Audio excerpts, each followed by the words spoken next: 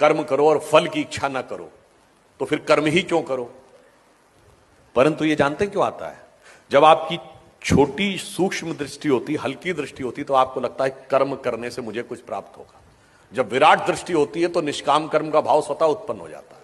अब मैं आपसे पूछूं कि हम सब यहां बैठे हुए हैं, हम अपने शरीर को एक यूनिट मान लें और इससे माइक्रो लेवल पे बढ़े और फिर मैक्रो लेवल पे बढ़े। माइक्रो लेवल पे आए तो हमारा शरीर भिन्न भिन्न तंत्र से मिलकर बना है, respiratory system, digestive system, circulatory system. हमारी इच्छा से चल रहा है क्या? अपने सिस्टम से चल रहा है। हमारे शरीर के जितने तंत्र भिन्न भिन्न अंगों से बने, हार्ट, लिवर, किडनी, हमारी इच्छा से चल रहे हैं क्या? अपने नियम से चल रहे हैं। उसके अंदर जितने भी टिश्यूज हैं वो हमारे सिस्टम से, हमारी इच्छा से चल रहे हैं? नहीं।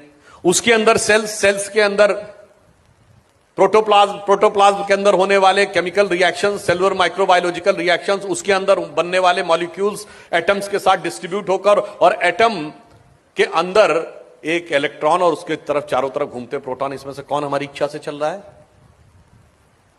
हमारी इच्छा से तो नहीं चल रहा है।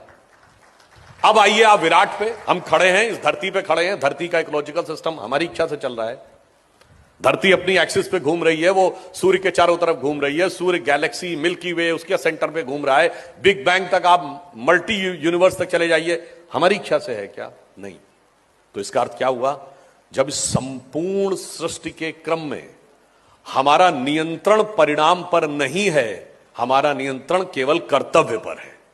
इसलिए जिस भी स्थान पर जो भी भूमिका ईश्वर ने दी है, यदि आप इस विराट सत्य को समझ पाएंगे तो आपके मन में स्वतः निष्काम कर्म का भाव उत्पन्न हो जाएगा कि मुझे अपना कर्तव्य करना है, बाकी इस विराट सृष्टि क्रम को चलाने वाला ईश्वर स्वतः हमें उसका उपयुक्त फल देगा।